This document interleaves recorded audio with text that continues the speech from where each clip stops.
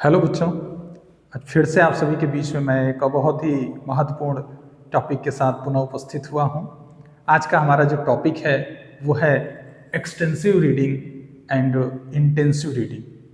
CTET की परीक्षा हो, बीएड का पेडागोजी का क्वेश्चन हो या आपका डीएलएड हो, सबके लिए बहुत ही महत्वपूर्ण टॉपिक है। तो आइए हम सभी इस पर चर्चा शुरू करते हैं। एक्सटेंसिव रीडिंग क्या है? सबसे पहले आज की क्लास में हम देखेंगे कि एक्सटेंसिव रीडिंग क्या है। एक्सटेंसिव की हिंदी क्या होती है? एक्सटेंसिव रीडिंग अर्थात विस्तृत पठन। एक और होता है इंटेंसिव रीडिंग, जो इसके आगे मैं आपको बताऊंगा, उसका मतलब होता है गहन पठन। तो विस्तृत पठन और गहन पठन क्या है और इन दोनों में क्या अंतर है, हम लोग इस पर चर्चा करेंगे। आइए देखते हैं इसकी परिभाषा क्या कहती है। Extensive reading is the reading of larger text for general understanding, enjoyment and to develop fluency. It does not focus on detailed analysis of language. अर्थात विस्तृत पठन वह पठन है जिसमें विद्यार्थी क्या करता है, जो बड़े चैप्टर्स होते हैं, बड़े और लंबे चैप्टर्स को, पाठों को, उनको क्या करता है, पढ़ता है, ताकि वो उनका अर्थ समझ सके और उससे आनंद प्राप्त कर सके और उसकी जो रीडिंग है उसमें फ्लुएंसी आए, उसमें प्रवाह आए। तो हम देख रहे हैं कि जो ये विस्तृत पठन है, इसमें क्या किया जाता है, इसमें किसी लार्ज टेक्स्ट को पढ़ा जाता है। जैसे कोई उपन्यास हो गया, कोई कहानी हो गई, कोई किताब, पत्रिका, समाचार, जीवनी, लेख, ये सारी चीजें हैं। तो इनको क्या करता है, इनको वो पढ़ता है। कोई नॉवेल पढ़ रहा है तो नॉवेल को बहुत गहराई के साथ नहीं पढ़ता है वो, बल्कि पढ़ता है और पढ़ते हुए चला जाता है, उसके विचार को समझने का प्रयास करता है, चाहे कोई आर्टिकल हुआ। तो इस तरह से हम इसमें देखते हैं कि इसमें क्या होता है कि इसमें किसी लार्ज टेक्स्ट को, किसी लॉन्ग टेक्स्ट को जल्दी जल्दी करके पढ़ा जाता है। ठीक है, तो इसकी विशेषताएं क्या होती हैं देखते हैं। पहली विशेषता यह है कि इसमें लंबे पाठ पढ़े जाते हैं, reads long text, reads long text. दूसरा क्या है, फोकसेस ऑन जनरल अंडरस्टैंडिंग। इसमें गहन पठन नहीं किया जाता है, बहुत गहराई के साथ चीजों को समझा और उसका विश्लेषण, समझा नहीं जाता, उसका विश्लेषण नहीं किया जाता, बल्कि इस पर क्या होता है, एक जनरल अंडरस्टैंडिंग। जैसे नॉवेल पढ़ के कोई क्या करता है, एक सामान्य सी समझ मतलब अपनी विकसित कर लेता है, या कोई आर्टिकल पढ़ा तो एक सामान्य सी अपनी समझ उसके बारे में विकसित कर लिया, बहुत गहनता के साथ उसकी पढ़ाई नहीं करता है। आनंद और रुचि के लिए होता है। तो जाहिर सी बात है कि कोई उपन्यास पढ़ रहा है, कहानी पढ़ रहा है, तो वो थोड़ा आनंद और इंटरेस्ट के लिए पढ़ता है। तो इसको एक तरह से कह सकते हैं कि जनरल तौर पे, सरसरे तौर पे पढ़ा जाता है। शब्दों का अर्थ बार बार संदर्भ से समझा जाता है कि जैसा उसमें संदर्भ आ रहा है उसके हिसाब से हम आइडिया लगा लेते हैं कि क्या बात कही जा रही है। यहाँ पर जो छात्र होता है ना, वो इंडिपेंडेंट होता है, तो उसकी स्वतंत्रता यहाँ पर अधिक होती है और पठन में प्रवाह विकसित करता है। इससे थोड़ा सा रीडिंग में आपके जो है फ्लुएंसी आती है। जैसे न्यूज़पेपर होता है ना, कुछ न्यूज़पेपर को आप बहुत गहराई के साथ पढ़ते हैं, लेकिन बहुत से न्यूज़पेपर क्या है, उनको जल्दी जल्दी जल्दी जल्दी आप पढ़ते हुए चले जाते हैं। तो इसका उद्देश्य क्या है? इसका उद्देश्य है पठन की आदत विकसित करना, अर्थात पढ़ने की आदत डालना, जनरल मीनिंग समझना, सामान्य अर्थ समझना, रीडिंग में फ्लुएंसी बढ़ाना, नए विचारों और संस्कृतियों से परिचित होना। जब आप कोई कहानी, उपन्यास और निबंध ये सब पढ़ेंगे तो आप उसमें कुछ नए विचारों को सीखेंगे, समझेंगे और नई संस्कृतियों से भी परिचित होंगे। आनंद के साथ पढ़ने की रुचि बढ़ाना, ये सारा चीज किसमें होता है? विस्तृत पठन में होता है। और इसका फायदा क्या होता है? इसका फायदा होता है कि पठन क्षमता और गति बढ़ती है। इससे रीडिंग स्किल्स जो है ना, उसमें और निखार आता है। शब्दावली स्वाभाविक रूप से बढ़ती है। जैसे आप देखते हैं कि बहुत से लोग ऐसे हैं जो बहुत अच्छा बोलते हैं, कोई भी लैंग्वेज हो, जरूरी नहीं है कि इंग्लिश हो, हिंदी भी हो, उसमें उनकी फ्लुएंसी बहुत अच्छी होती है। शब्दों का क्या प्रयोग करना है ये उनको सोचना नहीं पड़ता, उनके अंदर ऑटोमेटिक फ्लुएंस होता है, प्रवाह होता है। तो ये भाषा में प्रवाह कैसे आता है? जब वो रीडिंग करते हैं ना, तो रीडिंग करने के दौरान बहुत सी चीजें, बहुत से शब्दों पे उनकी पकड़ बनती चली जाती है और फिर आपको सोचना नहीं पड़ता है बोलने के लिए। तो भाषा में प्रवाह बनता है, जिज्ञासा बढ़ती है, इमेजिनेशन पावर बढ़ता है और नॉलेज तो बढ़ता ही बढ़ता है। तो जिज्ञासा, कल्पना शक्ति और ज्ञान भी बढ़ता है। साथ ही पठन में रुचि और आत्मविश्वास बढ़ता है। और सबसे बड़ी बात कि जीवन भर सीखने की आदत भी विकसित होती है। ठीक है बच्चों, यहाँ पर उदाहरण में दिया गया है कि कोई उपन्यास, कहानी, किताब, पत्रिका, समाचार, इन सबको पढ़ना और इनको पढ़कर उसका एक मेन आइडिया समझ लेना, यही क्या है? यही है आपका एक्सटेंसिव रीडिंग। डिटेल्ड में पढ़ के आइडिया अपने दिमाग में डेवलप कर लेना, अपना समझ लेना। और अंतर क्या है इंटेंसिव एक्सटेंसिव में, मैं इंटेंसिव जो पढ़ाऊंगा तो वहां पे आपको क्लियर कर दूंगा। अगर हम इसको एक लाइन में समझें तो हम कह सकते हैं कि extensive reading is the reading of longer text. Longer text अर्थात किसी बड़े टेक्स्ट को पढ़ना। किस लिए पढ़ना? फॉर जनरल, आपको दिखाई दे रहा है, अब दिखाई दे रहा होगा। Extensive reading is reading of longer text. Longer text अर्थात किसी बड़े टेक्स्ट को पढ़ना, किस लिए?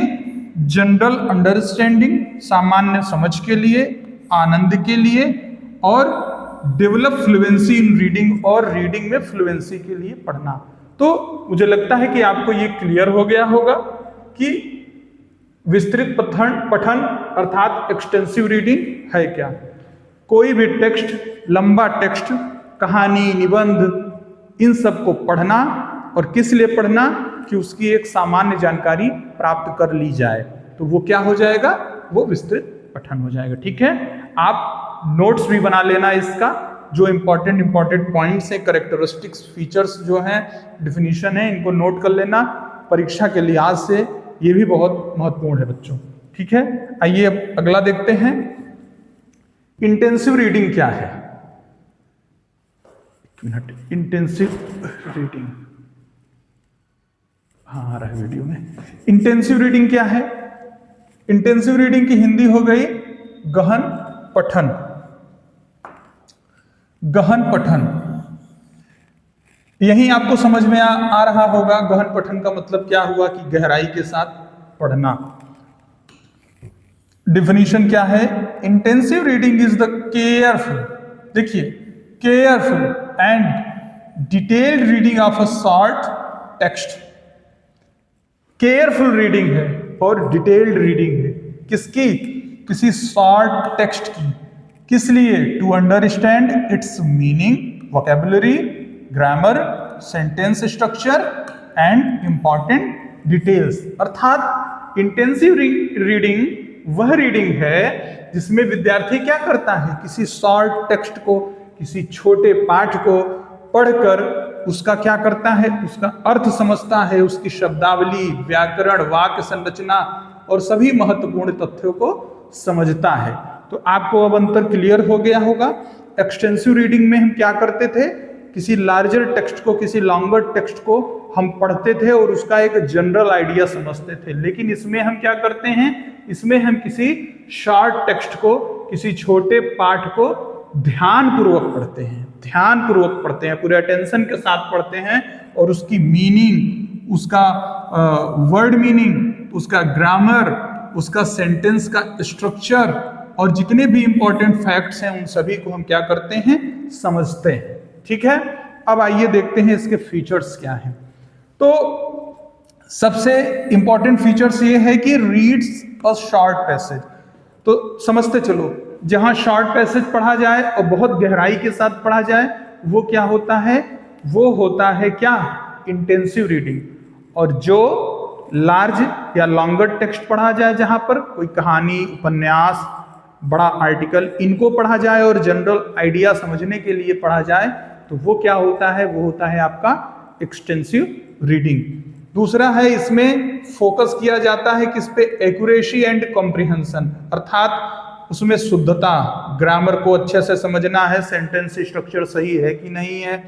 फिर समझ पर भी ध्यान दिया जाता है, कॉम्प्रिहेंशन पे, कि पढ़ने के बाद उसका बोध हो गया है कि नहीं, उसका बोध होना जरूरी है, उसको समझना जरूरी है। तो शुद्धता और समझ पर ध्यान दिया जाता है। यहाँ पर नए वर्ड पावर और ग्रामर को सीखने पर भी जोर दिया जाता है। साथ ही टीचर यहाँ गाइड करता है। एक्सटेंसिव में क्या होता था कि स्टूडेंट इंडिपेंडेंट होता था, लेकिन यहाँ पे क्या होता है कि यहाँ पे शिक्षक मार्गदर्शन करता है। साथ ही साथ ये क्या है कि परीक्षा और भाषा सीखने में ये बहुत ही इंपॉर्टेंट है। ये सीटेट, टेट, स्टेट लेवल के जितने टेस्ट होते हैं उनमें ये बहुत ही महत्वपूर्ण टॉपिक है आपका। इससे बहुत घुमा के भी प्रश्न पूछा जा सकता है। तो परीक्षा और भाषा सीखने में इंटेंसिव रीडिंग उपयोगी है कि एक्सटेंसिव रीडिंग उपयोगी है? इंटेंसिव रीडिंग ज्यादा उपयोगी है। ठीक है, आइए आगे देखते हैं इसका ऑब्जेक्टिव क्या है, इसके उद्देश्य क्या है, इसके उद्देश्य क्या है। तो पहला उद्देश्य है कि पाठ का गहन समझ विकसित करना, मतलब गहराई के साथ पाठ में क्या कहा गया है, उस टेक्स्ट में क्या निकल के आ रहा है, उसको अच्छे से समझ लेना। उसके साथ साथ अपना जो वर्ड पावर है उसको भी क्या करना, उसको बढ़ाना, उसमें ग्रोथ करना। संदर्भ में व्याकरण सीखना, ग्रामर को भी सीखना इसका उद्देश्य है। फिर समझ आधारित प्रश्नों के उत्तर देना, अर्थात टेक्स्ट को इतना गहराई के साथ पढ़ो कि फिर उस पर अगर क्वेश्चन कोई पूछे तो अपने से आंसर बना के दे सको। तो इतना गहनता के साथ इसको पढ़ना। शुद्ध एवं सटीक पठन कौशल विकसित करना, बहुत स्पष्टता के साथ पढ़ने का स्किल डेवलप करना। ठीक है, तो बच्चों आगे देखते हैं कि इसका एडवांटेज क्या क्या है। सबसे बड़ा एडवांटेज ये है कि ये रीडिंग में और कॉम्प्रिहेंशन में इंप्रूवमेंट करता है, पठन और बोध में सुधार करता है, वर्ड पावर बढ़ाता ही है, शब्दावली व्याकरण का ज्ञान मजबूत करता है। सबसे बड़ी बात यह है कि विश्लेषणात्मक सोच विकसित करता है। आप जानते हैं विश्लेषणात्मक सोच क्या होती है?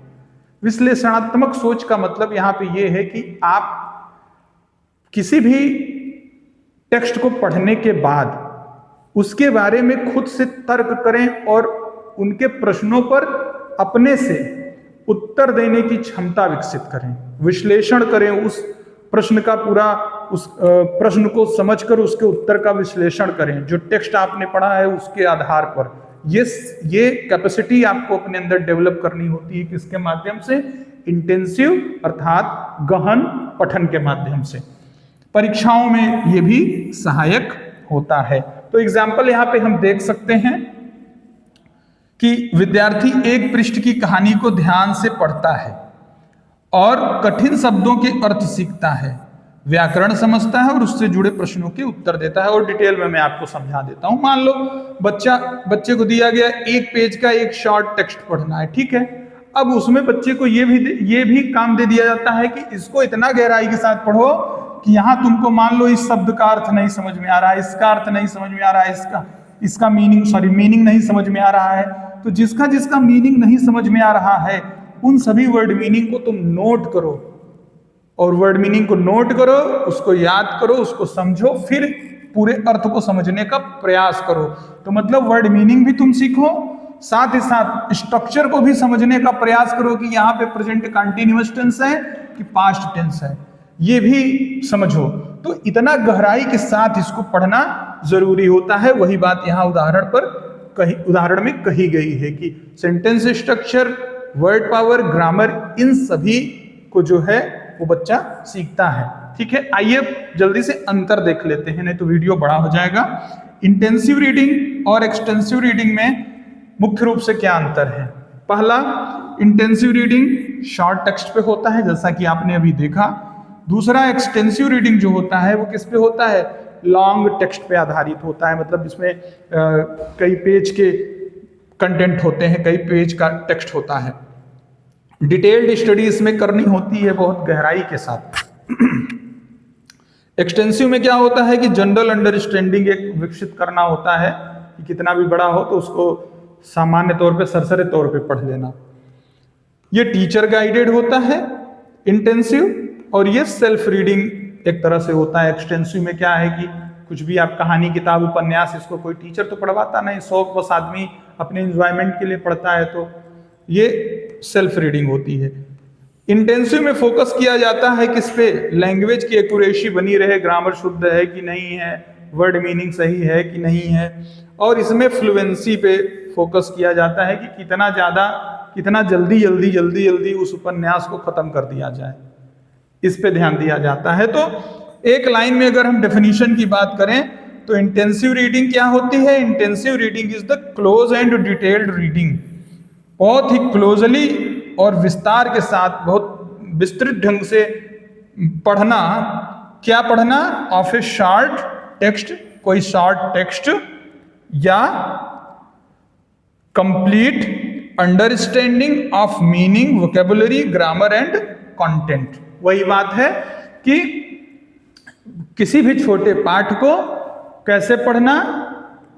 पूरी समझ के साथ, कंप्लीट अंडरस्टैंडिंग ऑफ मीनिंग, उसके मीनिंग को पूरी तरह से समझ लेना, वोकेबुलरी, ग्रामर और कंटेंट को एकदम अपने अंदर आत्मसात कर लेना। तो बच्चों, मुझे उम्मीद है कि आपको एक्सटेंसिव रीडिंग और इंटेंसिव रीडिंग का ये जो महत्वपूर्ण टॉपिक था, ये जो मैंने आपको पढ़ाया, ये बहुत अच्छे से क्लियर हो गया होगा। फिर भी आपको इसमें कोई कंफ्यूजन है, कोई दिक्कत है, तो आप मुझे मैसेज कर सकते हैं, आप कमेंट बॉक्स में लिख सकते हैं। मैं प्रयास करूंगा कि और बेहतर ढंग से आपको समझा के आपका कंफ्यूजन दूर करूं। तो आपको अगर मेरी वीडियो हेल्पफुल लगे, मददगार लगे, तो आप चैनल को लाइक और सब्सक्राइब करिएगा, और अपने किसी एक दोस्त से जरूर सब्सक्राइब कराइएगा, और ज़रूरतमंद दोस्तों तक भी इसे शेयर करिएगा, क्योंकि ये केवल डीएलएड के लिए नहीं बल्कि बीएड और टेट, सीटेट सबके लिए इंपॉर्टेंट टॉपिक है। ठीक है, फिर मिलते हैं एक और वीडियो के साथ। Thank you, bye bye.